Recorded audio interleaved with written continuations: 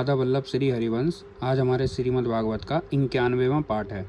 पृथु की वंश परंपरा और प्रचेताओं को भगवान रुद्र का उपदेश। श्री मैत्रेय जी कहते हैं, विदुर जी, महाराज पृथु के बाद उनके पुत्र परम यशस्वी विजितास्र राजा हुआ। उनका अपने छोटे भाइयों पर बड़ा स्नेह था, इसलिए उन्होंने चारों को एक एक दिशा का अधिकार सौंप दिया। राजा विजितास्र ने हर्यक्ष को पूर्व, धूम्रकेश को दक्षिण, ब्रक को पश्चिम और द्रविड़ को उत्तर दिशा का राज्य दिया। उन्होंने इंद्र से अंतर्ध्यान होने की शक्ति प्राप्त की थी, इसलिए उन्हें अंतर्धान भी कहते हैं। उनकी पत्नी का नाम शिखंडिनी था। उनसे उनके 3 सुपुत्र हुए। उनके नाम पावक, पवमान और सुचि थे। पूर्व काल में वशिष्ठ जी का शाप होने से उपर्युक्त नाम से अग्नियों में ही उनके रूप में जन्म लिया था। आगे चलकर योग मार्ग से ये फिर अग्नि रूप हो गए। अंतर्धान ने नवस्वती नाम की पत्नी से एक और पुत्र रत्न हवेरधान प्राप्त हुआ। महाराज अंतर्धान बड़े उदार पुरुष थे। जिस समय इंद्र उनके पिता के अश्वमेध यज्ञ का घोड़ा हर कर ले गए थे, उन्होंने पता लग जाने पर भी उनका वध नहीं किया था। राजा अंतर्धान ने कर लेना, दंड देना, जुर्माना वसूल करना और कर्तव्यों को बहुत कठोर एवं दूसरों के लिए कष्टदायक समझकर एक दीर्घकालीन यज्ञ में दीक्षित होने के बहाने अपना राजकाज छोड़ दिया। यज्ञ कार्य में लगे रहने पर भी उन आत्मज्ञानी महाराजा ने भक्त भय भंजन पूर्वतम परमात्मा की आराधना करके सुदृढ़ समाधि के द्वारा भगवान के दिव्य लोक को प्राप्त किया। विदुर जी, हवर्धन की पत्नी हवर्धनी ने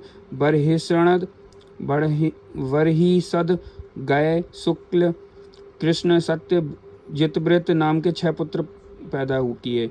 कुरुश्रेष्ठ विदुर जी, इनमें से हवर्धन के पुत्र महाभाग वरहिसद यज्ञादि कर्मकांड और योगाभ्यास में कुशल थे। उन्होंने प्रजापति का भी पद प्राप्त किया।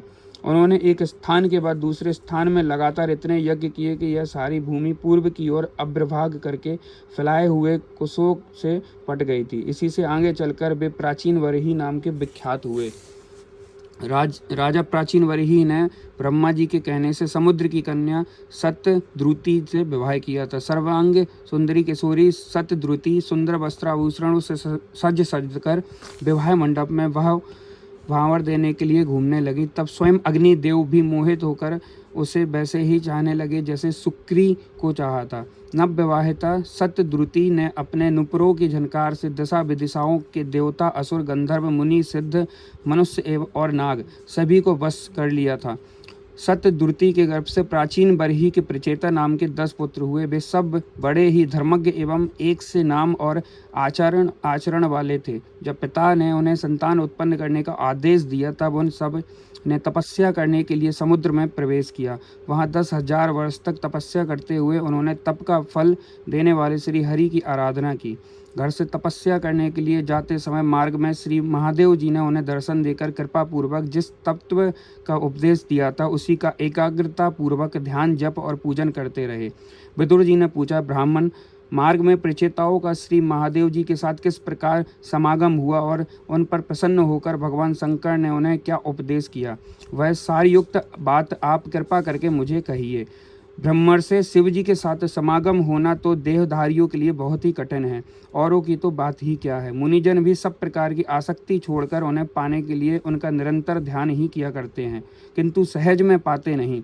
यद्यपि भगवान शंकर आत्मा राम हैं, उन्होंने ही अपने लिए ना कुछ करना है ना पाना है, तो भी इस लोक सृष्टि की रक्षा के लिए वे अपनी घोर रूपा शक्ति सेवा के साथ सर्वत्र विचरते रहते हैं।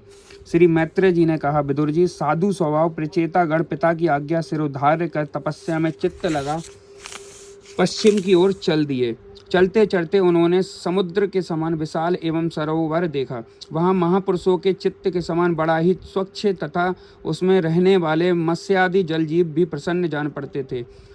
उसमें नील कमल, लाल कमल, रात में दिन और सायंकाल में खिलने वाले कमल जब तथा इंदिवर आदि अन्य कई प्रकार के कमल सुशोभित थे। उसके तटों पर हंस, सारस, चकवा, कारंडव और जल पक्षी चहक रहे थे। उसके चारों ओर तरह तरह के वृक्ष और लताएं थीं। उन पर मतवाले और भौरे गूंज रहे थे। उनकी मधुर ध्वनि से हर्षित होकर मानो उन्हें रोमांच हो रहा था। कमल कोश के पराग पुंज वायु के झकोरों से चारों ओर उड़ रहे थे, मानो वहाँ कोई उत्सव हो रहा है। वहाँ मृदंग, पड़ाव आदि बाजों के साथ अनेकों दिव्य राग रागनियों के क्रम से गायन की मधुर ध्वनि सुनकर उन राजकुमारों को बड़ा आश्चर्य हुआ। इतने में ही उन्होंने देखा कि देवादिदेव भगवान शंकर अपने अनुचरों के सहित उन सरोवर से बाहर आ रहे हैं। उनका शरीर तपी हुई स्वर्ण राशि के समान कांतिमान है, कंठ नीलवर्ण है तथा 3 विशाल नेत्र हैं। वे अपने भक्तों पर अनुग्रह करने के लिए उगत हैं। अनेकों गंधर्व उनका श्रेयस गा रहे हैं। उनका सहसा दर्शन पाकर पेचेताओं को बड़ा कौतूहल हुआ और उन्होंने शंकर जी के चरणों को प्रणाम किया। तब शरणागत भयहारी धर्मवत्सल भगवान शंकर ने अपने दर्शन से प्रसन्न हुए उन धर्मज्ञ और शील संपन्न राजकुमारों से प्रसन्न होकर कहा, श्री महादेव जी बोले, तुम लोग राजा प्राचीन वर्ही के पुत्र हो, तुम्हारा कल्याण हो। तुम जो कुछ करना चाहते हो वह भी मुझे मालूम है। इस समय तुम लोगों पर कृपा करने के लिए ही मैंने तुम्हें इस प्रकार दर्शन दिया है। जो व्यक्ति अव्यक्त प्रकृति तथा जीव संज्ञक पुरुष इन दोनों के नियामक भगवान वासुदेव की साक्षात शरण लेता है वह मुझे परम प्रिय है।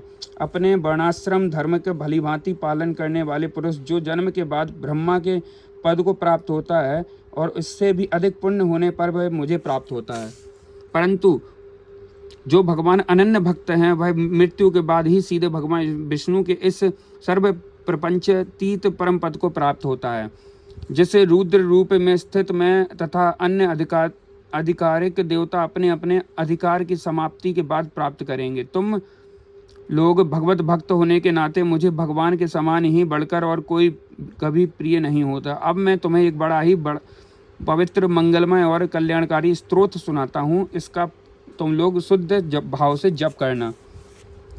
श्री मैत्रेय जी कहते हैं, तब नारायण परायण करुणा हृदय भगवान शिव ने अपने सामने हाथ जोड़े खड़े हुए उन राजपुत्रों को यह स्तोत्र सुनाया।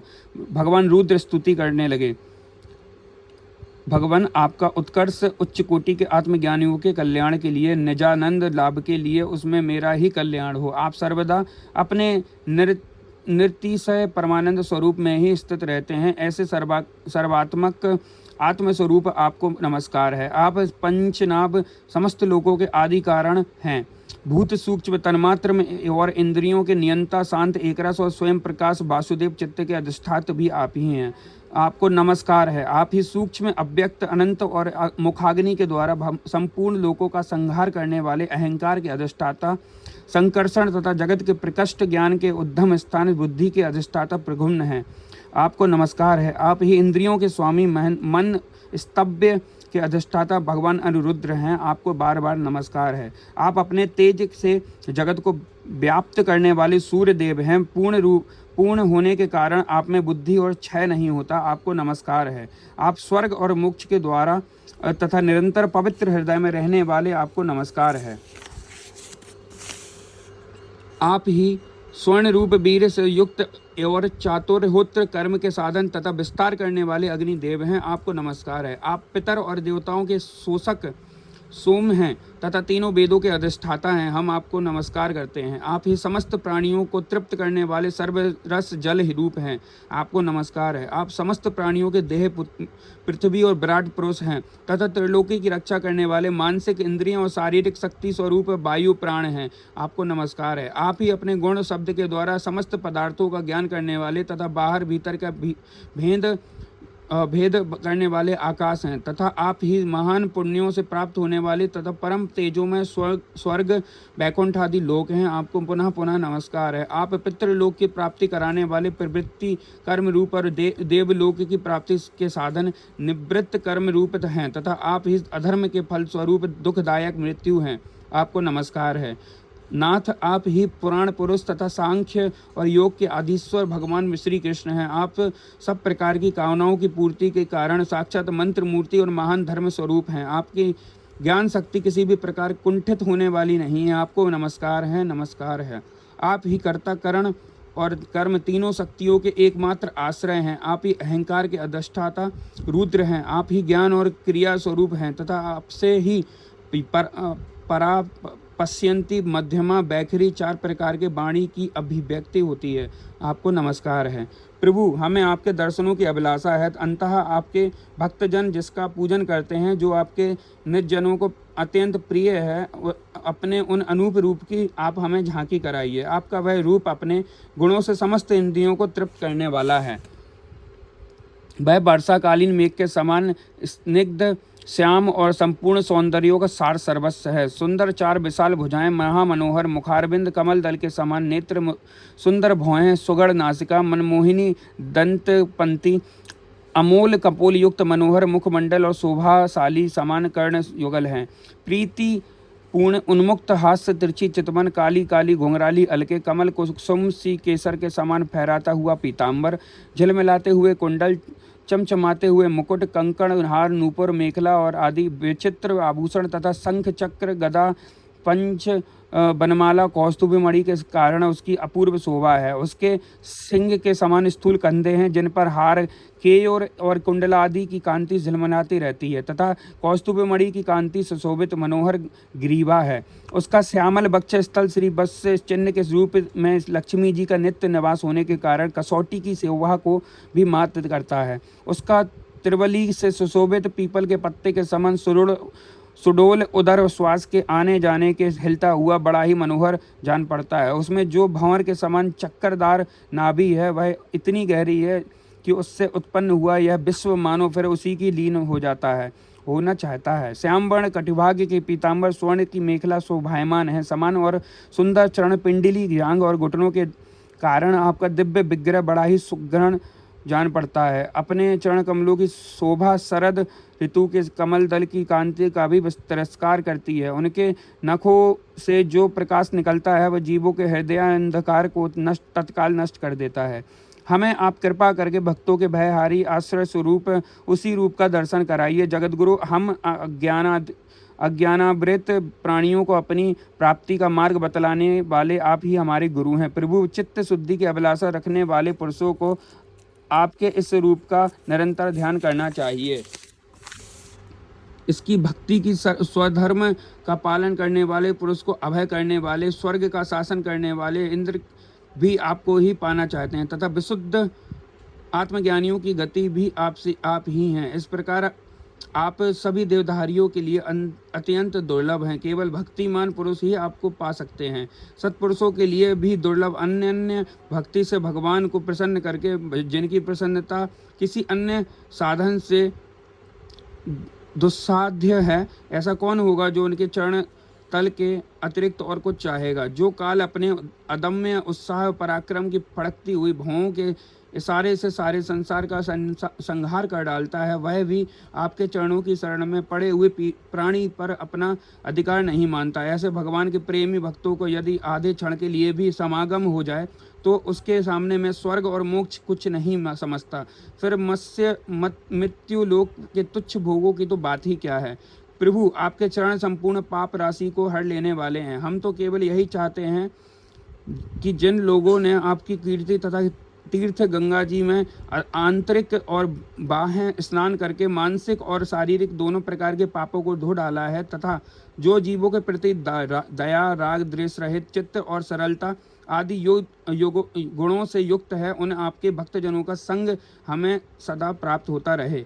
यही हम पर आपकी बड़ी कृपा होगी। जिस साधक का चित्त भक्ति योग के अनुग्रह हिर्तीत एवं विशुद्ध होकर ना तो बाह्य विषयों में भटकता है और ना अज्ञान गुहारूप प्रकृति में ही लीन होता है, वह अनायास ही आपके स्वरूप का दर्शन पा जाता है, जिसमें यह सारा जगत दिखाई देता है। और जो स्वयं संपूर्ण जगत में भास रहा है, वह आकाश के समान विस्तृत और परम प्रकाशमय ब्रह्म तत्व आप ही हैं। भगवान, आपकी माया अनेक प्रकार के रूप धारण करती है। इसी के द्वारा आप इस प्रकार जगत की रचना, पालन और संहार करते हैं। आप जैसे यह कोई सदवस्तु हो, किंतु इससे आप में किसी प्रकार की विकार नहीं आता। माया के कारण दूसरे लोगों ने भी भेद बुद्धि उत्पन्न होती है। आप परमात्मा पर वह अपना प्रभाव डालने में असमर्थ होती है। आपको तो हम परम स्वतंत्र ही समझते हैं। आपका स्वरूप पंचभूत इंद्रियों और अंतःकरण के प्रेरक रूप से उपलक्षित होता है। जो कर्म योगी पुरुष सिद्धि प्राप्त करने के लिए तरह तरह के कर्मों द्वारा आपके सगुण साकार स्वरूप का श्रद्धा पूर्वक भली भांति पूजन करते हैं, वे ही वेद और शास्त्रों के सच्चे मर्मज्ञ हैं। प्रभु आप ही आदित्य आदि पुरुष हैं। सृष्टि के पूर्व आपकी माया शक्ति सोई रहती है, फिर उसी के द्वारा सत्व रज और तम रूप गुणों का भेद होता है और उसी के बाद उन्हीं गुणों से महतत्व अहंकार आकाश वायु अग्नि जल पृथ्वी देवता ऋषि और समस्त प्राणियों से युक्त इस जगत की उत्पत्ति होती है। फिर आप अपनी ही माया शक्ति से रचे हुए इन जरायुज अंडज स्वदेश और उद्देज भेद से 4 प्रकार के शरीरों में अंश रूप से प्रवेश कर जाते हैं। और जिस प्रकार मधुमक्खियों अपने भी उत्पन्न हुए मधु का आस्वादन करती हैं, उसी प्रकार भाई अपना अंश उन शरीरों में रहकर इंद्रियों के द्वारा इन तुच्छ विषयों को भोगता है। आपके इस अंश को ही पुरुष या जीव कहते हैं। प्रभु आपका तत्व ज्ञान प्रत्यक्ष से नहीं अनुमान से होता है। प्रलय काल उपस्थित होने पर प्रलय काल स्वरूप आप ही अपने प्रचंड एवं असह्य वेग से पृथ्वी के आदि भूतों को अन्य भूतों के प्रचलित कराकर समस्त लोगों का संहार कर देते हैं। जैसे वायु अपने असहनीय एवं प्रचंड झकोरों से मेघों को द्वारा ही मेघों को तितर बितर कर नष्ट कर डालती है, भगवान यह मोहग्रस्त जीव प्रमादवश हर समय इसी चित्त में रहता है कि अमुक कार्य करना है। इसका लोभ बढ़ गया है और इसे विषयों की ही लालसा बनी रहती है, किंतु आप सदा ही जग रहते हैं। भूख से जीव लपलपाता हुआ सर्प जैसे चूहे को चट कर जाता है, उसी प्रकार आप अपने काल रूप से उसे सहसा ही लील जाते हैं। काल आपकी अवहेलना करने के कारण अपनी आयु को व्यर्थ मानने वाला ऐसा कौन विद्वान होगा जो आपके चरण कमलों का बसारेगा। इसकी पूजा तो काल की आशंका ही हमारे पिता ब्रह्मा जी और स्वयंभू आदि 14 मुनियों ने भी बिना कोई विचार किए हुए केवल श्रद्धा से ही की थी। ब्राह्मण इस प्रकार सारा जगत रुद्र रूप काल के भय से व्याकुल है। अंततः परमात्मन इस तत्व को जानने वाले हम लोग तो इस समय आप ही सर्वथा वह शून्य आश्रय हैं। राजकुमारों, तुम लोग विशुद्ध भाव से स्वधर्म का आचरण करते हुए भगवान में चित्त लगाकर मेरे कहे हुए इस स्तोत्र का जप करते रहो, भगवान तुम्हारा मंगल करेंगे। तुम लोग अपने अंतःकरण में स्थित उन सर्वभूतांतर्यामी परमात्मा श्री हरि का ही बार बार स्तवन करो और चिंतन करते हुए पूजन करो। मैंने तुम्हें यह योगादेश नाम का स्तोत्र सुनाया है, तुम लोग इसे मन से धारण कर मुनिव्रत का आचरण करते हुए इसका एकाग्रता से आदर पूर्वक अभ्यास करो। यह स्तोत्र पूर्व काल में जगत विस्तार के इच्छुक प्रजापतियों के पति भगवान ब्रह्मा जी ने प्रजा उत्पन्न करने की इच्छा से हम भृगु आदि अपने पुत्रों को सुनाया था। जब हम प्रजापतियों को प्रजा का विस्तार करने की आज्ञा हुई तब इसी के द्वारा हमने अपना अज्ञान निवृत्त करके अनेक प्रकार की प्रजा उत्पन्न की थी। अब भी जो भगवत परायण पुरुष इसका एकाग्रत चित्त से नित्य प्रति जप करेगा उसका शीघ्र ही कल्याण हो जाएगा। इस लोक में सब प्रकार के कल्याण साधनों में मोक्षदायक ज्ञान ही सबसे श्रेष्ठ है। ज्ञान नौका पर चढ़ा हुआ पुरुष अनायास ही इस दुस्तर संसार सागर को पार कर लेता है। यद्यपि भगवान की आराधना बहुत कठिन है, किंतु मेरे कहे हुए इस स्तोत्र का जो श्रद्धा पूर्वक पाठ करेगा वह सुगमता से ही उनकी प्रसन्नता प्राप्त कर लेगा। भगवान ही संपूर्ण कल्याण साधनों के एकमात्र प्यारे हैं, प्राप्तव्य हैं। अंततः मेरे गाए हुए इस स्तोत्र के गान से उन्हें प्रसन्न करके वह स्थिर चित्त होकर उनके जो कुछ चाहेगा प्राप्त कर लेगा। जो पुरुष उषा काल में उठकर इसे श्रद्धा पूर्वक हाथ जोड़कर सुनता है सुनाता है वह सब प्रकार के कर्म बंधनों से मुक्त हो जाता है। राजकुमारों, मैंने तुम्हें यह परम पुरुष परमात्मा का स्तोत्र सुनाया है, इसे एकाग्र चित्त से जपते हुए तुम महान तपस्या करो। तपस्या पूर्ण होने पर इसी से तुम्हें अभीष्ट फल प्राप्त हो जाएगा। श्री कृष्णाम चरण अस्तु।